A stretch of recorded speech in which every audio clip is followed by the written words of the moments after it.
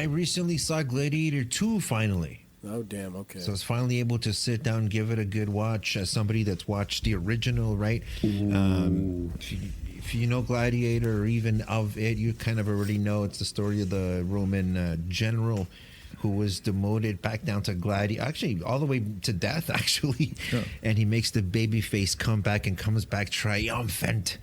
And then in the final battle, even right before the match begins, he gets poisoned. So you already know that this motherfucker's dead no matter what. And he goes in and just fucking lays a smackdown on this guy. Dies at the end of the movie. What a fucking babyface, right? So anyway, this movie takes place about 15 years later, something like that, 20 years later. How many years later, Darren? Can't remember. All I know, but it's around there. It's around there because now the story's based around Lucius now. And I'd say probably around like 20 odd years. The timeline would be accurate then. But he got stabbed. He didn't get poisoned. Right. That's right. Yeah. But you can check that movie out. I mean, what I really liked about this movie is that it kept a frenetic pace, but it didn't feel at times to sort of jive with the same original feeling that the original movie sort of gave to the whole thing. Agreed. Everything felt a little bit rushed, and I'm like, in like 40 minutes, Denzel Washington takes over and everything's like, wait a minute, what's happening here?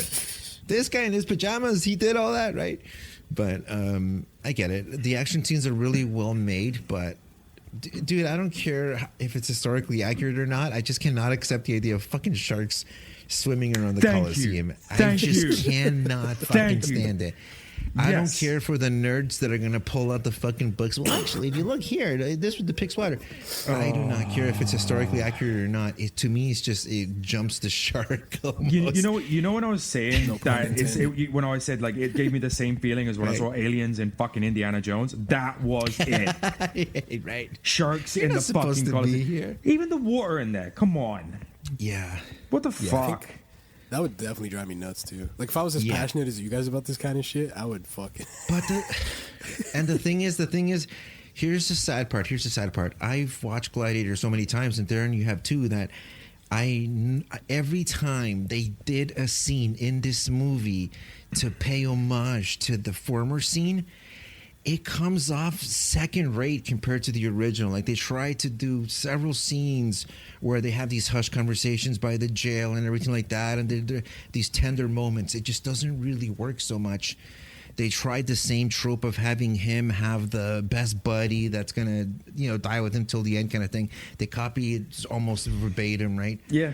It's just, and a lot of the same plots that they did in the first one were sort of repeated here, but not in my opinion, not to any sort of success, right? So it's a very sort of split audience, and I'm sort of split as well. I thought it was a very good attempt to hit all the points that it needed to, while still keeping everything relative and having really cool action scenes. But at the end of the day, to me, it just felt a little bit empty, right? It just wasn't able to fully get into it. So unfortunately, I'm gonna have to leave it at a 7.2. 7.2. The 7.2. I gave it less than that. Yeah. What did you give it? A 3.6 or something insane? 6. Right. I was fucking disappointed. Yeah. I like Denzel Washington. Denzel Washington did a great job as Denzel Washington. You know what I'm saying? But it didn't hit the same emotional notes that it did. That the original one did, and I know sometimes you have to differentiate between the two, and you can't compare something to that came out 25, 26 years later. Yeah, and even but still, if I separate it, then my 7.2 actually becomes lower. Oh wow! Because I'm like, this just seems like a Gladiator ripoff. There you go, I said it, and at that point, I'd give the movie a 5.5.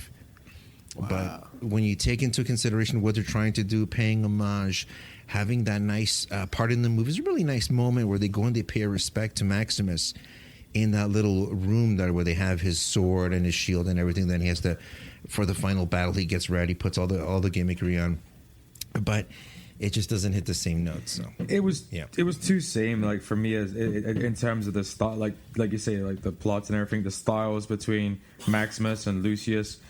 They were just like in the fight scenes. I felt like I was just seeing Maximus. I know it's supposed to be his son and everything else, yada yada. But like, if they'd have put like a twist, like like as in Lucius being his own person, his own identity, his own character in this. Like, I'd have appreciated that a hell of a lot more. Like, let's leave Russell Crowe's Maximus back in 2000, right? Let's start something fresh, something different, something new, you know?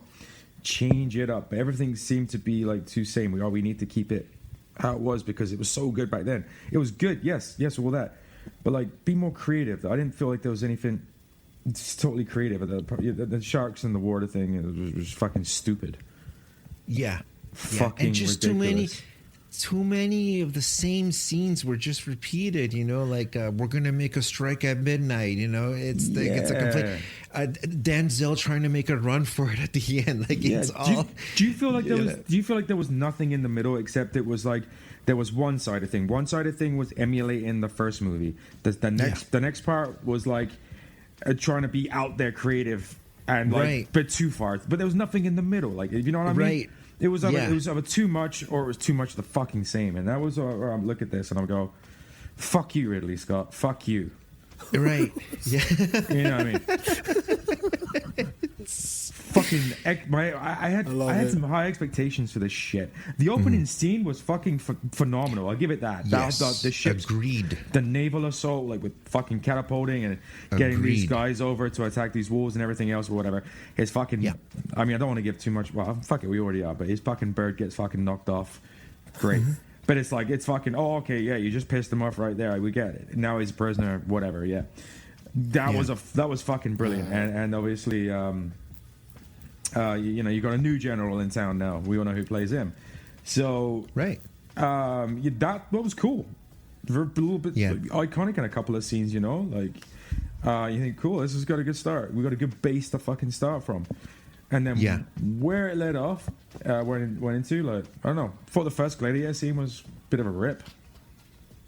Like, I was expecting more. I'm like, okay, we're in the fucking, not a Coliseum, but we're in a fucking theater right now. Let's fucking do this, right? Let's get into this nitty gritty action and stuff. But it was crap. One thing that I thought, and I don't know if you'll follow me here or not, but I like Paul Mescal, but I didn't buy him as the main male lead here. I tried to get into it. The guy that played Lucius. Paul Mescal. Yeah.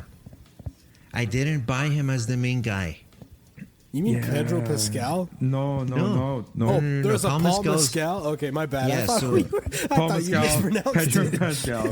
Yeah, I can see. My bad. No, you're good because Ryan's, and to be fair, he's like, Paul Mescal, I'm sorry, he's probably thinking like, Pedro Pascal's not in this too. Yes, he is. That's why I'm like, wait, he's what? fucking in this too. So what I was just going to say is that I thought that, I know age-wise it doesn't make sense, although I hear that the things they're doing now with the computers, these kids. But Pedro, I would believe more Pedro Pascal as the main lead. Yeah. Versus the Lucius character, Paul Mescal. But it's not anything against him. I just didn't really buy him as that. But I thought overall Denzel Washington was good. He played that Denzel Washington, very powerful sort of kind of conniving prick sort of role, which really he's really good at doing stuff like that. But he was a damn cool conniving prick. Yeah. Like, this motherfucker's jumping around in his pajamas, like taking over all of Rome. How, you know? Yeah. But it was good. It was. But you, like you said, it was just too rushed. It just jumps really quickly from nothing. Like, you introduce all the characters, some little thing happens, and then you're in the final battle. It's like, whoa, wait a minute. There was nothing in the middle. What's going on here? But we're gonna show you action. I know, but show me more of these characters. I want to know what's going. No, all right, Ridley. Oh yeah, 7.2. I can't give it anymore. I apologize, but 6. I mean, that's still a good score. Yeah, it's a good score. I mean, I think it's worth watching. I think there's enough there, but a lot of what's good is just stuff that mirrors or pays respect to the original movie. Yeah. The most emotional scenes are the ones where it's referencing the old stuff, even by playing some of the. They brought up some of the music from the original, which I thought was interesting too. That's cool. If you guys like this video, be sure to check out the rest of the channel and consider subscribing. Go even further and subscribe to Podcast Fresh wherever you listen to your podcasts for new episodes every week.